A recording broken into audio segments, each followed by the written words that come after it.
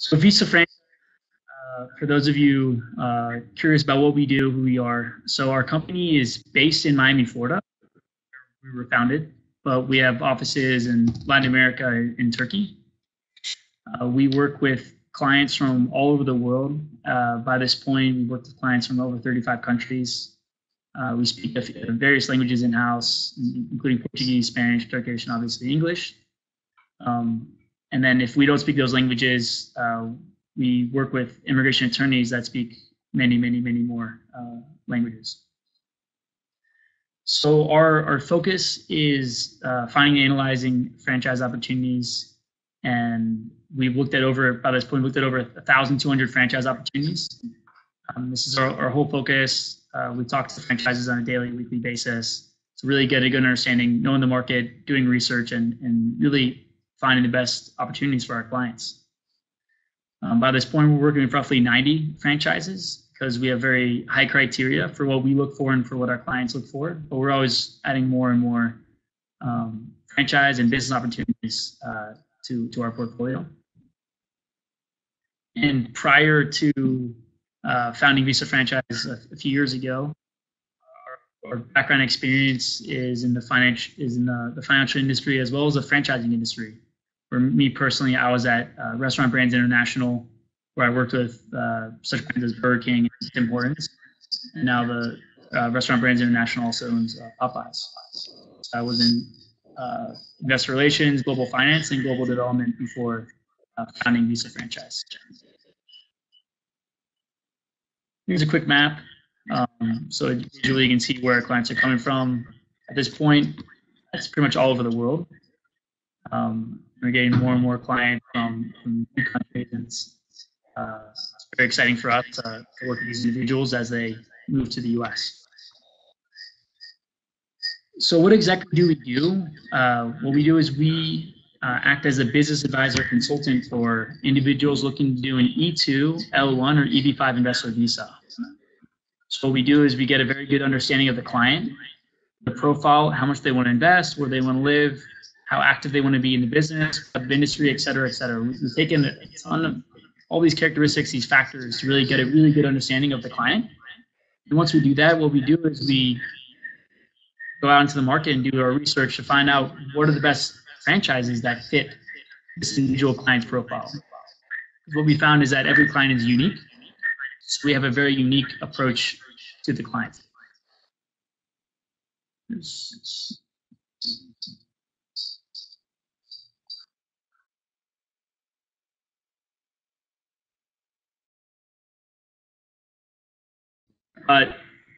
So Tom, do you mind muting your mic during this? You know what I just did, because I saw that chat. I thought there was an echo. Oh, perfect. So if there's an echo anymore, please let me know. But yeah, now it sounds much better. So thank you, Peter, for bringing that to our attention. And thank you, Tom. So let's jump into the franchise markets, the U.S. franchise market. So this is a graphic I really like to show, really like to present to our clients. If someone's doing an investor visa, and we'll focus the discussion on the E2 since that's what the majority of our clients are doing. I'd say like roughly 90%, or this is the type of visa they want to do. For individuals that still don't know all the different visa types, we'd recommend taking a look at our website at visafranchise.com. We have a lot of information on the three types of investor visas: the E2, L1, and EB5. Or if you're very interested, we would also recommend speaking to an immigration attorney because they can tell you all about in very in-depth details.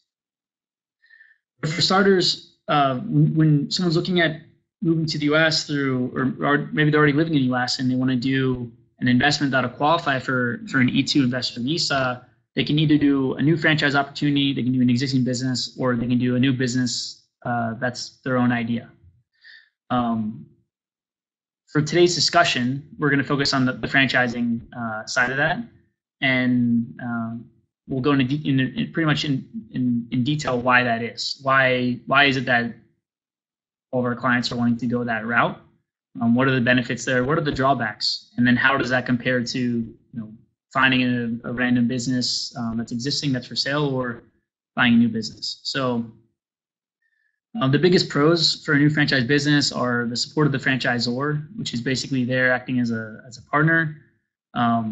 It's an established business model, and it's not just an established business model, but an established business model in the U.S. that's been proven in the U.S. market.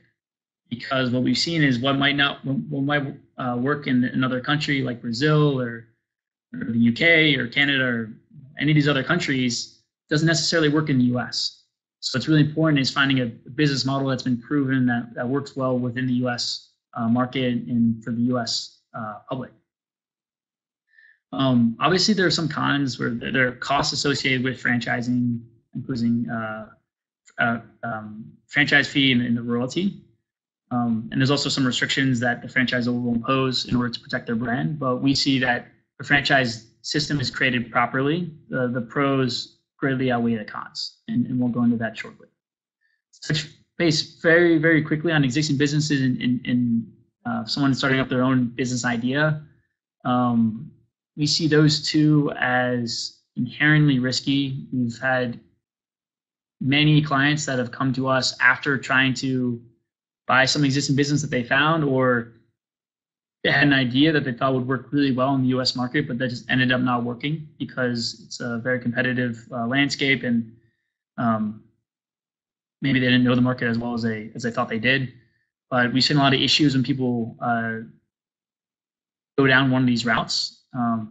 And for existing businesses, particularly as it relates to fraud, we've seen many cases of that. So that's why we have a very strong preference for a new franchise business, as it's a regulated industry, and as a potential franchisee, you have a ton of information to look at before you can even need to decide whether you want to move forward with an investment or not. So why invest in a franchise? I'd say the biggest advantage is the support of the franchisor, and this is all the more important for someone that's moving to a new country, that's new there, and maybe they don't know the market that well, and they don't have a big support system. So the franchisor is there to help out with pretty much everything you can think of, whether it's finding a location, helping negotiate a lease, doing the development for the location, particularly if it's some sort of franchise concept that requires a physical location on a high traffic location, high traffic area. They help out with training, marketing, ongoing operational support. The nice thing is about franchisors and franchising is that the franchisor has a big incentive for the success of the franchisees. Because the franchisor, what they do is they gain royalty. So as the sales go up for a franchisee, typically they'll make more money. So they want the franchisee to do really well and have higher revenues because it's better for them. And on top of that, for a franchisor, the last thing that they want is to spend all this time taking a potential franchisee through all the process, evaluating them, making sure they're a good fit, and then having them open and then fail. For them, it's a big investment that they put in terms of time and money. And then it also is a bad sign to other potential franchisees. So a franchisor has a lot of incentives for the success of their franchisees. Another big benefit is the recognized brand that many people might already know about in the area, and yet with a track record within the U.S.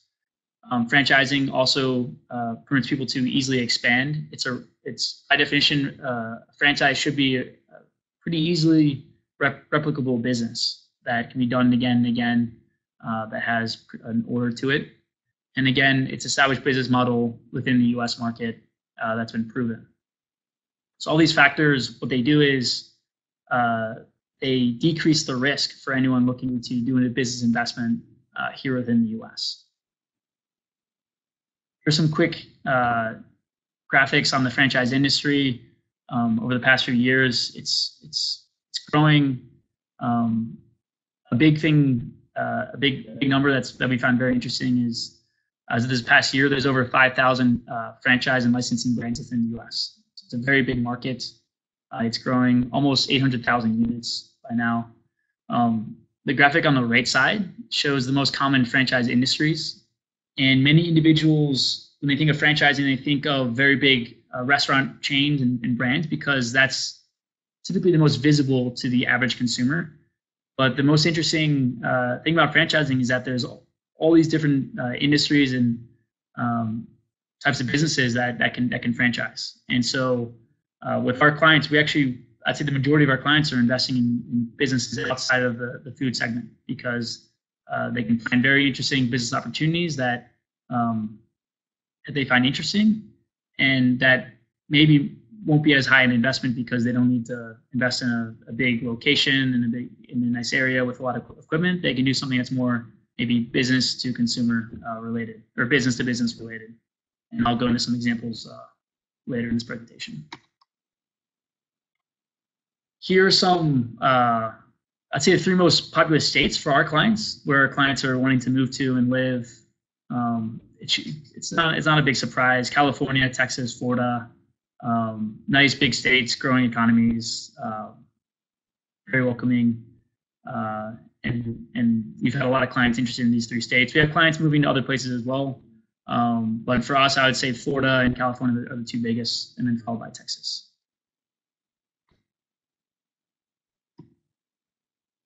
So what do we look for? What should an individual look for when they're analyzing a franchise? And for us, when we first started out doing this a few years ago, what we quickly realized is that the best franchise opportunities have the same characteristics in common. And this is no secret to us. We tell our clients, it's even on our website. First and foremost is when we're looking at a franchise, and what any potential investor should be looking at is what is the business potential? What is the return? Will it be a good return within a time period that the individual is looking for? Will it be able to support them and their family? So that's what we look for first and foremost, whether it's a good business opportunity, whether the business case makes sense. And that also includes relative to the investment amount that's required. So look at that, and look at whether there's recurring revenue, and then high margins. You see that differentiated products, business models that have this recurring revenue, they do really well. The 4th factor we look at is the management team. We want to make sure that the management team is strong, will enough support, because as I mentioned earlier, you can view the franchisor as a type of partner of yours if you're becoming a franchisee. So you want a franchisor and management team that's really there to support and help out in every facet possible. Franchise and industry growth is very important, because a rising tide lifts all boats. So if the overall industry or overall segment of this industry is growing, then it makes it much easier for an individual franchisee to do well. And then 6 and 7 are actually very important for foreign nationals. Whether the franchise is available in the area where an individual wants to live is very important, because not every franchise is available everywhere. It's possible that there might already be a franchisee there that's a protected area, so no other franchisees can go there. And that's a big part of our work, is to make sure that we find franchises and only present those that are available to where the client wants to live. And the seventh factor, very important for foreign nationals, is whether the franchise accepts foreign nationals. And not every franchise does that. Not every franchise accepts non-Americans or individuals without a green card. And for us, what we do is we want to make sure that we work with franchises that are really, really open and they understand these individuals and are open to that, because we've seen roughly 1/3 or 30% of franchises do not. And these are typically the bigger, more well-known franchises. So here we have some industries that we've identified where we have a lot of clients interested. As it pertains to food, a lot of our clients like these simple concepts, whether it's coffee, gelato. The pet care industry is really growing, a lot of interest there. Beauty, wellness, another growing industry, fitness, education, particularly childhood education, and then property management within the real estate sector. Because we have a lot of individuals, a lot of clients that maybe they have real estate experience, really interested in the real estate market, but they can't just buy a few homes and then have that be their investment. It needs to be an active business. And so that's why property management is a really good fit. All growing industries as well. The question of investment amount is also probably one of the most important factors when figuring out what are good potential options. And so here we've outlined different intervals of investments and some example franchises within those intervals. Basically, as the investment amount increases, what typically it's related to a bigger location and more equipment. That's usually what's driving up the investment amount. The lower investment amounts are typically businesses that do require less equipment, or maybe it's more business to business related. Here we have some testimonials. I'll let you all see our website. You can see we have a lot of client feedback and Google reviews. And then a really important question is, how do franchisors benefit from having immigrant investors? Because that's the other side of the equation. Well, so while we work with franchisees, or clients, or potential franchisees, we also need to work with franchisors and present to them this opportunity of growing through franchisees, these foreign national franchisees. And we see that as a really strong growth base. So what are the biggest benefits to franchisor? Allowing foreign nationals to invest as franchisees. I'd say the number one factor is that the franchisee, the foreign national, is very highly incentivized for the success of the business. Obviously, no one wants to lose their money, and even more importantly for a foreign national is if their business ends up failing, then it puts their whole visa status in question. And so they have a big incentive to make sure that they do well, they follow the system, they follow the rules that the franchisor puts there, because they know that if they fail, then they might be in a very bad situation. So I'd say that's probably one of the biggest, most important factors. Really highly incentivized individuals. Another factor is that, especially as it pertains to our clients, if it's a franchise, is we work with highly qualified individuals that they also go through the same process that a typical American potential franchisee will go through. So the process isn't anything different on their end. They take them through the same evaluation process. The only thing that is a little different is at the very end, once the franchisee is approved once a potential franchisee is approved to become a franchisee, what they do is there's a little time lag as they apply for as they sign the franchise agreement and apply for their visa. And Tom can talk about the franchise agreement and FDD and all that shortly. And then the last factor is that these foreign nationals that do invest, they're not coming in with any sort of financing. Typically, they're self-financed, well-capitalized individuals, and they're liquid. So they're going all in, and it also help speed things up from a franchisor perspective. Here we have a little testimonial from a franchise named Gelato Go. We've had a number of clients. It was one of the first franchises we started working with a few years ago. Here's our contacts. We'll be sharing this presentation after, so you'll be able to review all this information on your own. I'll answer this one question really quick before I turn it over to Tom from Peter. What kind of ROI, return on investment, and break-even period do you analyze against? This is a really good question. This is probably one of the most important questions that an investor needs to think of before they do a significant investment. And what we've seen is that it depends on so many different factors. It's impossible, and it wouldn't even be right to tell someone exactly what their payback period will be, how long it'll take. But what we've seen is that generally, we look for businesses if the person's a very active in the business, it's their full-time job, they're running the show. We see the investment, the return period typically between 2 and 4 years. Depends on a lot of different factors, where they're located, the type of business, how much time they're working, whether they hire a manager or not. And then for individuals that want something that's much less active, they want to do something where maybe they do a partnership or they hire a manager to really do all the day-to-day, and then they're just kind of looking over that manager's results and talking to them on occasion. Typically, the payback period will be longer. I'd say over 4 years. So it really depends on the business, and it depends on a lot of factors. The good thing is that before investing in a franchise, you as the potential franchisee will have the opportunity to speak to the franchisor, as well as all the franchisees that you want to that are already open and operating within the franchise system. And they'll be able to tell you all their information, how much they make, how long it took them to break even, what their return is, et cetera, et cetera. So with that, I'm very happy to turn over to Tom, and then we can do more questions at the end. And Tom, please feel free to introduce yourself and take it from there. Great.